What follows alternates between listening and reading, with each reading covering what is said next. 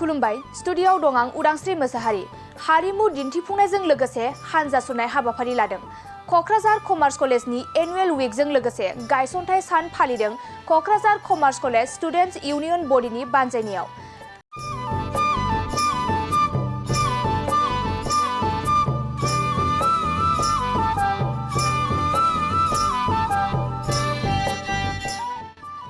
थांनाय 14 मार्चनिफ्राय लानानै 18 मार्च खालारसिम कक्राझार कमार्स कलेजनि एनुअल उइक हाबाफारिया सोलिबाय थानायनि गेजेरावनो दिनै 17 मार्च खालाराव कक्राझार कमार्स कलेजनि गायसनथाय सान फालिदों इउनियन बडिनि बानजायनायाव। मख'जाथावदि इं 1985 मायथाइनि 17 मार्च खालाराव कक्राझार कमार्स कलेजआ गायसनजादोंमोन। दिनै बे कलेजनि गायसनथाय सानजों लोब्बा लाखिनानै मोनसे हारिमुआरि हानजा सुनाय हाबाफारि लायो।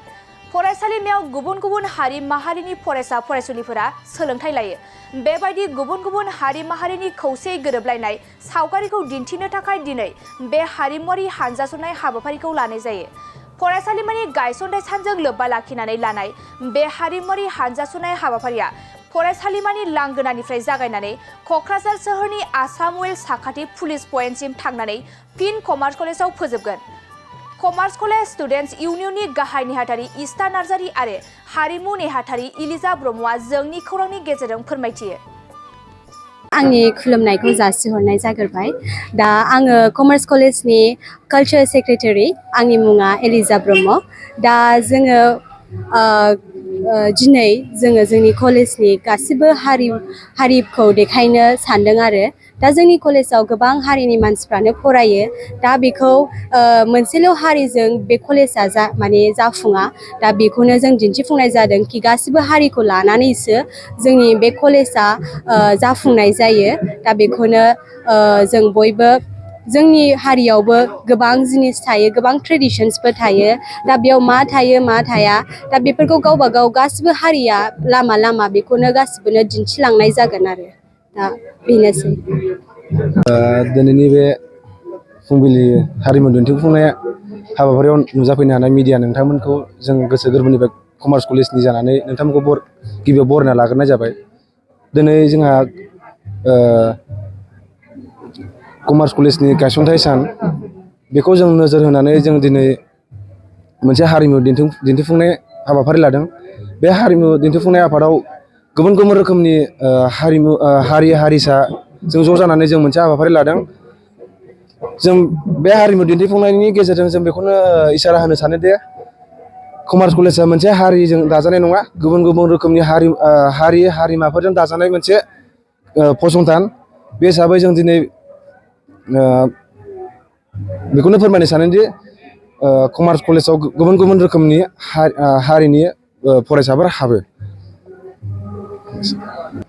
बेजों लोगोसे जोंहा सोलिगासिनो दं दा एनुअल स्पर्ट्स उइक। दा दिनै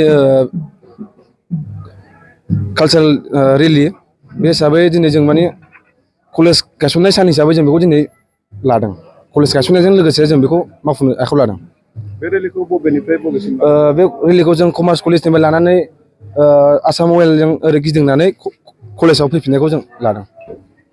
मोनसे फोसावथाय 2024 निफ्राय 2025 मायथाइनि ड्रिम किन्डारगार्टेन प्रि स्कुल काम क्रिट सेन्टारनि मुं थिसननाय हाबाफारिया सोलिगासिनो दङ।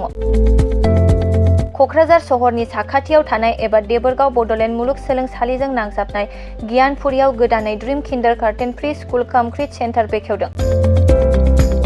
जायफोर बिमा बिफाफोरा सानसे थोलो गाव गावनि उन्दै गथ'फोरखौ नोजोर खालामस्लाबनो हाया एबा साख्रि बाख्रिफोराव बेस्थ' जानानै थायो, बैसोर बिमा बिफाफोरा गावनि उन्दै गथ'फोरखौ गियान होनायजों लोगोसे 2 बोसोरनिफ्राय 5 बोसोरनि गथ'फोरखौ बे ड्रिम किन्डारगार्टेन प्रि स्कुल काम क्रिट सेन्टाराव सोलोंथाइ होनो हागोन। बे फरायसालियाव गासै सुबिदाखौनो फरायसाफोरानो मोनफुंनो हागोन। सुबिदाफोरनि गेजेराव दं फान learning, different types of co-curricular activities, as appropriate curriculum, sensory experience.